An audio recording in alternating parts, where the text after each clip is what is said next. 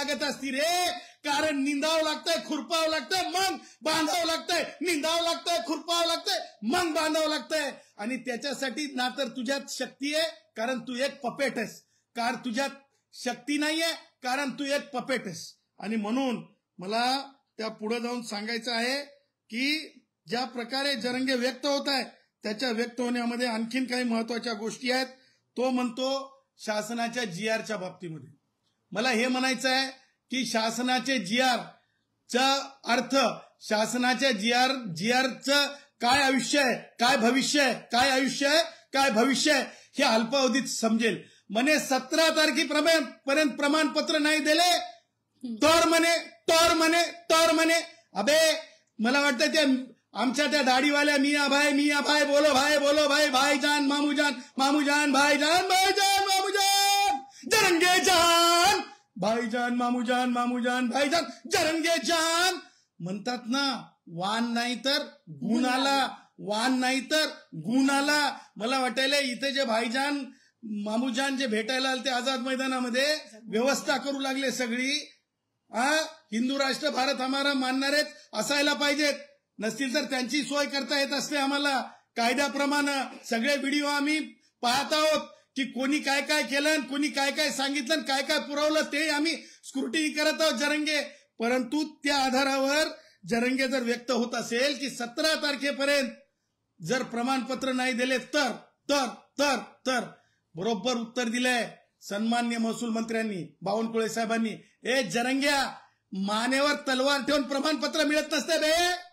अबे हे जरंग्या, हैदराबाद गॅझेटच्या आधारे मागास ठरत नसते बे. अबे कोणत्या तरी तलाट्याला ग्रामसेवकाला तरी जाऊन विचार म्हणून हैदराबाद गॅझेटच्या आधारावर मागासले पण ठरते का. आणि तसं जर झालं ना तर तुम्हाला सांगतो जे कोणी कैकाडी भाऊ आहेत ते अनुसूचित जमातीचे ठरतात, जे कोणी माझे बंजारा भाऊ आहेत ते अनुसूचित जमातीचे ठरतात, जे कोणी धनगर भाऊ आहेत ते अनुसूचित जमातीचे ठरतात. त्याच्यामुळे एक लक्षात ठेवायचं जरंग्या की संविधान निर्मात्यांनी ज्या गोष्टी तात्विक सांगितलेल्या आहेत त्या तात्विक गोष्टीच्या पुढे नेण्यासाठी तुझे जे कोणी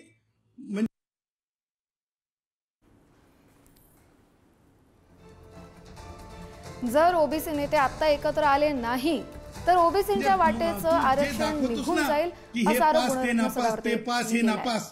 हे तुझं राजकारण इथं चालणार नाही, कारण हे संविधानिक तात्विकतेवर चालणाऱ्या बाबी असतात. सांगायचंच म्हणजे जरंग्या एवढ्या खालच्या पातळीवर उतरला आहे, जरंग्याच्या डोक्यात एवढी जात घुसली आहे की तो मराठा युवकांमध्ये चमकोगिरी मराठा युवकांमध्ये चमकोगिरी करण्यासाठी जरंग्या म्हणतो की शिंदे साहेबांना किती मार्क मिळाले. शिंदे साहेबांना म्हणतो आरक्षण आंदोलनात शिंदे साहेबांना चांगले मार्क.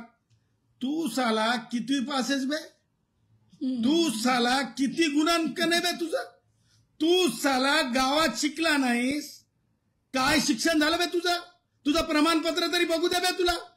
अबे काय मिट्टू पप्पी दे मिट्टू